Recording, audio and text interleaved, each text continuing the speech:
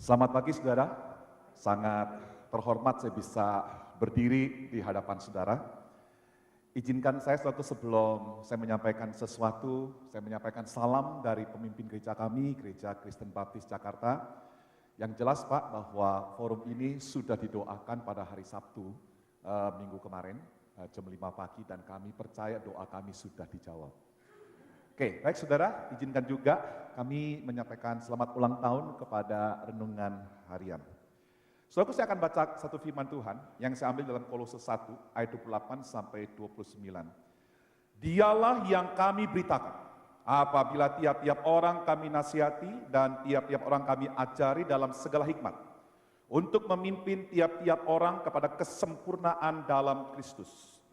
Itulah yang kuusahakan dan kupergumulkan dengan segala tenaga sesuai dengan kuasanya yang bekerja dengan kuat di dalam aku.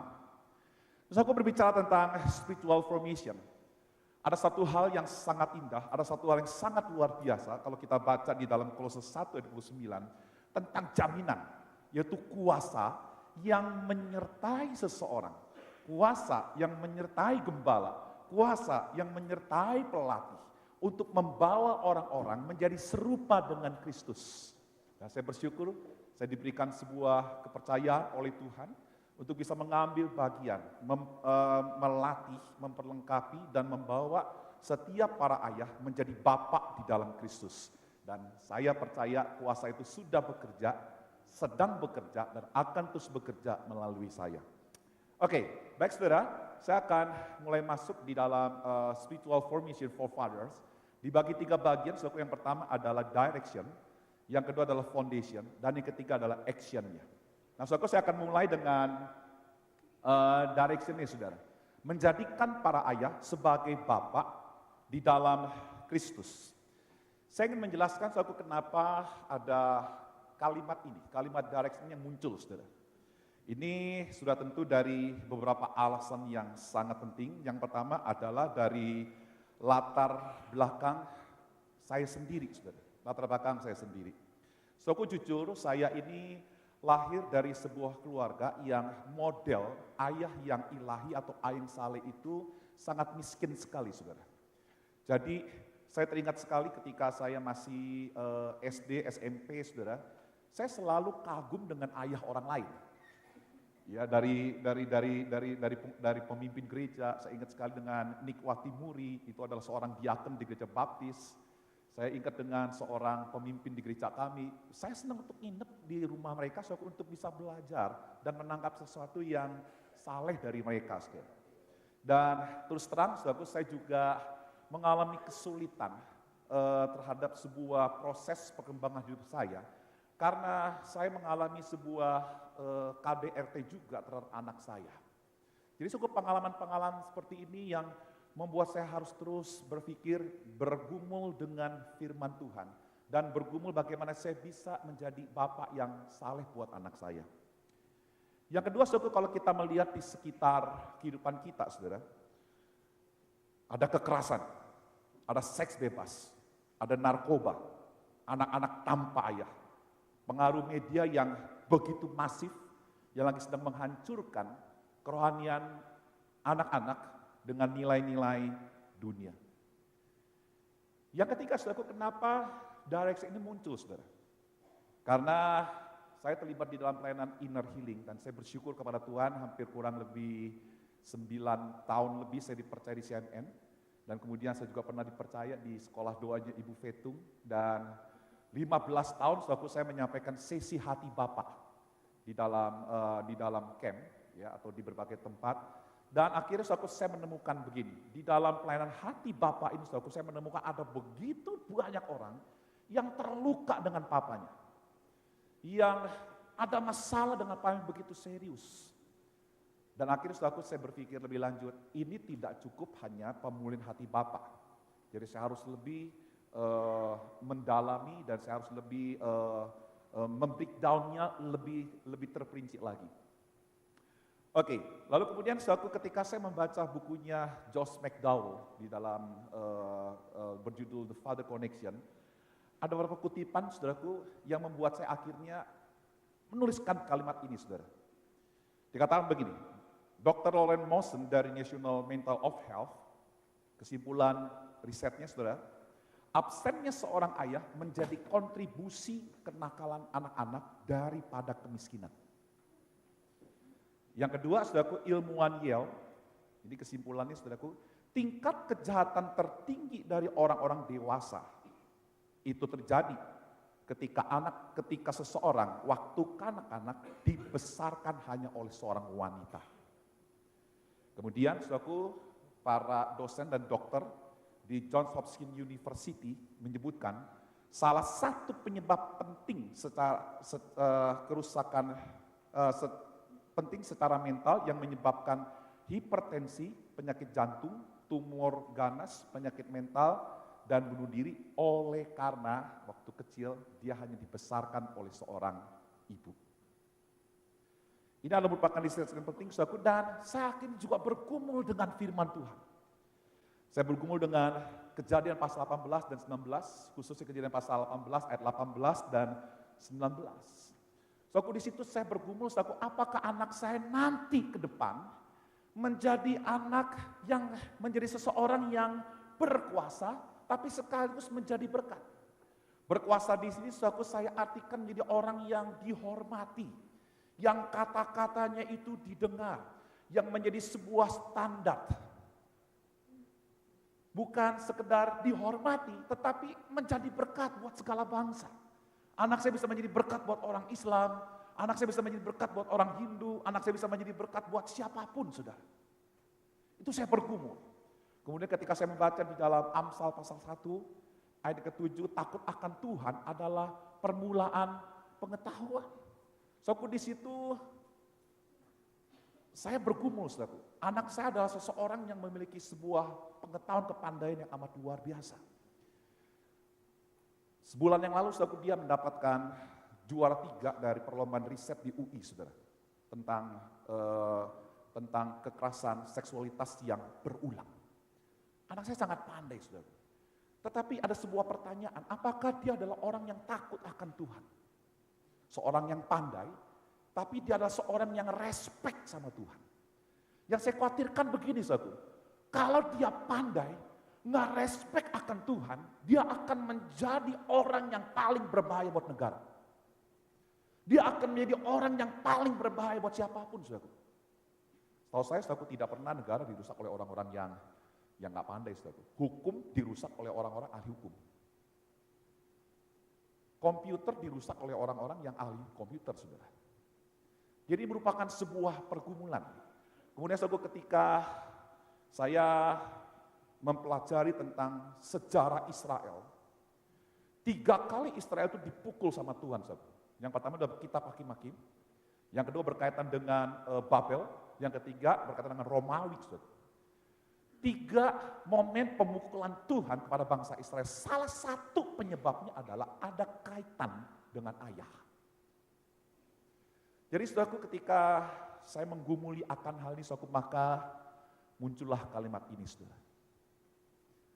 Menjadikan para ayah sebagai bapak dalam Kristus. Kata menjadikan ini adalah merupakan kata yang saya ambil di dalam Amanat Agung Yesus. Jadikanlah semua bangsa. Ini merupakan sesuatu inisiatif. Ini suatu keharusan. Ini sesuatu yang harus disengaja oleh gereja. Disengaja oleh pemimpin gereja untuk memuridkan khususnya para ayah. Para ayah sebagai bapak, saya memisahkan antara ayah dan bapak. Suatu kami memiliki moto di dalam kelas, menjadi ayah itu masalah kelahiran, menjadi bapak itu masalah pilihan. Mau jadi ayah gampang, saudara. Menikah saja, punya anak, dipanggil daddy, dipanggil papi. Sudah jadi ayah, saudara. Tapi kalau menjadi bapak itu masalah pilihan. Kalau kita belajar istilah bapak dalam pengertian dalam Injil Yohanes, ada 2, saudara. Bapak dalam pengertian si iblis yang menjadi model, dan bapak dalam pengertian Kristus yang menjadi model. Yesus pernah bilang begini kepada orang-orang Yahudi, bapakmu itu adalah iblis, bapak pembunuh, bapak pendusta. Sementara Yesus juga berbicara kepada Filipus, kalau kamu melihat aku, kamu sudah melihat Bapa. Itu merupakan pilihan, saudara. George McDowell bilang begini, jangan coba netral, karena netral adalah pengaruh yang buruk, yang tidak punya pilihan, yang tidak punya prinsip. Dan saya katakan begini, saudara, ketika seorang ayah, dia tidak memilih menjadi seperti Kristus dalam hal pembapaan, maka dunia atau iblis akan memilih para ayah menjadi bapak seperti iblis. Saudaraku, tidak ada daerah netral. Ketika kita tidak memilih menjadi bapak yang saleh, maka dunia akan memilih Anda menjadi bapak yang salah. Bilang sama kiri kanan, salah sama saleh beda benar.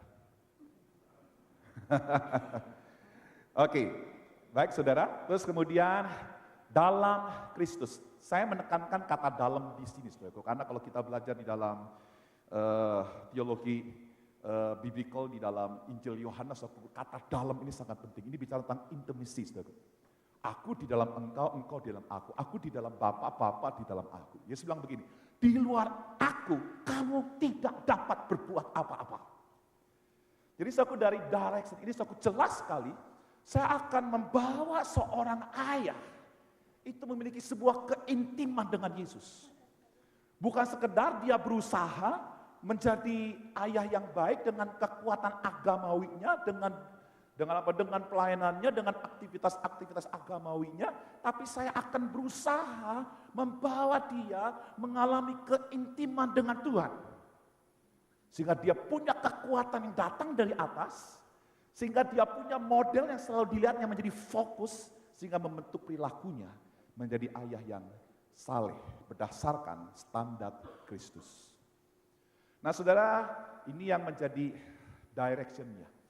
Kemudian saudaraku, saya akan mulai masuk yang lebih lanjut adalah foundation-nya, saudara. Nah foundation ini ada 7. Nah ini biasanya kami bacakan di dalam setiap komunitas. Setiap kami adakan komunitas atau setiap kali kami mengadakan pemuritan. Kalau tidak keberatan, mari kita baca sama-sama, saudara. 1, 2, 3. Saya percaya bahwa menjadi bapak yang saleh tidak dimulai dari kebaikan seorang ayah, melainkan dari pemulihan hubungan antara Allah dan manusia yang telah dirusak oleh dosa dalam anugerah Allah melalui kematian Kristus di atas kayu salib. Jadi saudaraku, ini merupakan sebuah pengakuan dari ayah yang saleh. Biasa kalau kita belajar tentang creed atau credo, itu ada kaitannya dengan bidat, saudaraku, umumnya. Tapi saudaraku, berapa banyak gereja membuat sebuah creed atau credo yang bukan sekedar jemaat itu terlindungi dari bidat, tapi juga terlindungi dari bahaya-bahaya yang lagi sedang menghancurkan keluarga. Dan seorang ayah, dia harus berdiri di depan, menjadi pemimpin yang melindungi keluarganya. Dan dia butuh yang namanya creed, dia butuh yang namanya credo, dia butuh yang namanya keyakinan, saudara. Dan keyakinan yang pertama adalah begini, kesalehan itu tidak menjadi sebuah kesalehan yang ilahi, hanya sekedar kesalehan yang agamawi. Jika kesalehan yang ilahi itu tidak dimulai dengan sebuah pemulihan hubungan antara manusia dengan dosa yang telah dirusak oleh dosa, maka tidak ada kesalehan yang ilahi. Yang ada hanya adalah kesalahan yang agamawi, yang hanya rutinitas, yang tidak punya kuasa mengubah orang. Oke, ini yang pertama, saudara, yaitu bicara tentang pemulihan. By the way, ini nomor 1 sampai 7, ini bicara tentang tatanan format, saudara. Ya, mulai dari lahir baru, mulai dari status sebagai anak Allah. Ya, kadang-kadang, saudaraku, di dalam prinsip yang pertama ini menjadi sebuah dorongan bagi kami, saudaraku, untuk menginjili, untuk memberitahukan tentang siapa itu Yesus, sehingga akhirnya mereka yang menjadi bapak boleh bisa menerima Yesus sebagai awal dan langkah yang tepat untuk menjadi bapak yang ilahi. Yang kedua, saudara, kita baca sama-sama suka kalau tidak keberatan. 1, 2, 3. Saya percaya bahwa menjadi bapak yang saleh tidak lepas dari proses pengudusan yang dikerjakan oleh Roh Kudus di dalam kehidupan para ayah, serta keintiman ayah dengan Bapa surgawi melalui pengampunan, Alkitab, doa, dan penyembahan. Setelah saya tidak akan membahas panjang lebar semua ini, cuman saya hanya ingin membahas tentang yang disebut dengan Alkitab dan doa. Alkitab dan doa ini bukan bicara tentang bagaimana saya sekedar mengajarkan tentang metode PA atau metode saat teduh dan sebagainya. Tetapi secara substansi, saudaraku, ketika ada kaitan dengan Alkitab, saya hendak memberitahukan para ayah, hendaklah hidupmu itu dipimpin oleh kehendak Tuhan. Sebagaimana yang Yesus katakan, aku datang ke dalam dunia bukan untuk melakukan kehendakku, tapi melakukan kehendak Dia yang mengutus aku. Jadi ketika berkaitan dengan Alkitab, saudaraku, seorang pria itu dia harus mencari kehendak Allah. Seorang ayah itu harus mencari kehendak Allah buat dia secara pribadi. Saudaraku, ini kalau bicara tentang ketaatan Yesus kepada kehendak Allah yang mutlak, itu saya kaitkan dengan kelemah lembutan Kristus. Dia adalah orang yang mau diarahkan, dia adalah pribadi yang teachable. Dan yang kedua, saudaraku, adalah doa. Ini bukan sekedar lipat tangan tutup mata, bukan. Tapi substansinya, saudaraku, adalah seorang ayah itu saya akan dorong untuk di dalam seluruh hidupmu, engkau itu bergantung pada kuasa Tuhan di dalam doa. Saya seringkali menginisialkan DOA, mengakronimkan. DOA itu dengan otoritas Allah. Jadi seorang yang berdoa, seorang ayah yang berdoa, saudaraku, adalah seorang yang setiap hari dia mengandalkan Allah dalam hidupnya. Ini bicara tentang bagaimana seorang ayah dilatih untuk rendah hati di hadapan Tuhan. Saudaraku, saya ingin ingatkan, yang namanya lemah lembut dan rendah hati, itu adalah merupakan karakter dasar dari Kristus. Yesus pernah berkata, mari ikutlah aku, karena aku lemah lembut dan rendah hati. Bukan Yesus bilang, mari ikutlah aku, karena aku pelaku mujizat. Mari ikutlah aku, karena aku bisa memberikan makanan. Oh enggak, saudara. Yesus bilang begini, mari ikutlah aku karena aku lemah lembut dan rendah hati. Itu menjadi sebuah pengaruh yang besar dari Yesus untuk membawa orang-orang datang kepada Dia. Saya merindukan begini, saudaraku, para ayah akhirnya dia bisa menteladani Kristus. Dia dihormati oleh anak-anaknya, dia dihargai oleh anak-anaknya, oleh karena dia memiliki karakter dasar Kristus ini, lemah lembut dan rendah hati. Satu lagi, saudaraku, penyembahan ini prinsipnya begini, saudaraku, secara substansi, waktu seorang ayah dilatih untuk menyembah Tuhan, dia lagi sedang belajar melihat bahwa Allah itu adalah Allah yang besar, lebih besar dari dirinya, saudara. Dia adalah Allah yang berkuasa.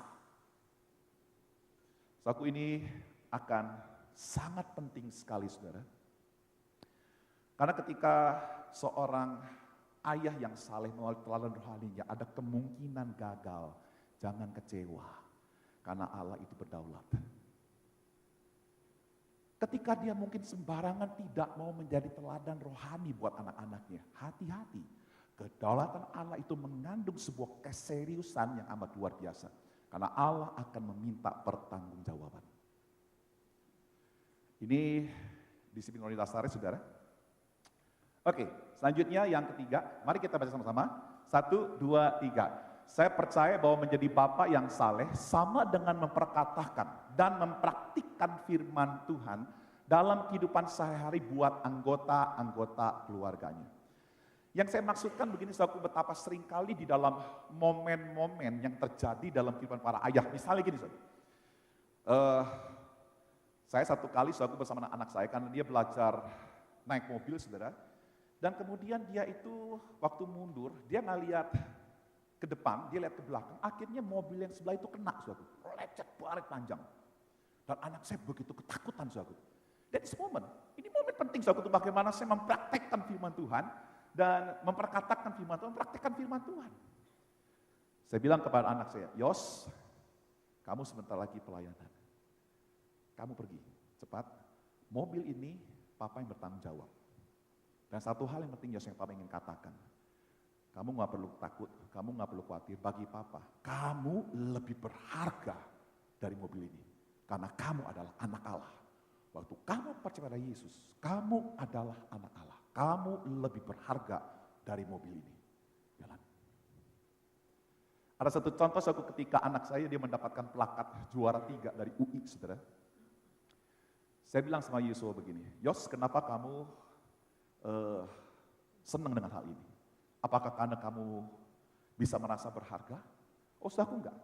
Saya langsung tegaskan kepada Yosua, Yos, plakat ini tidak menambah keberhargaanmu. karena kamu sudah diberikan status sebagai anak Allah ketika kamu percaya pada Yesus. Kamu sudah berharga. Ketika kamu mendapatkan plakat ini, kamu sebenarnya lagi sedang menunjukkan dirimu berharga dan kau cocok mendapatkan itu.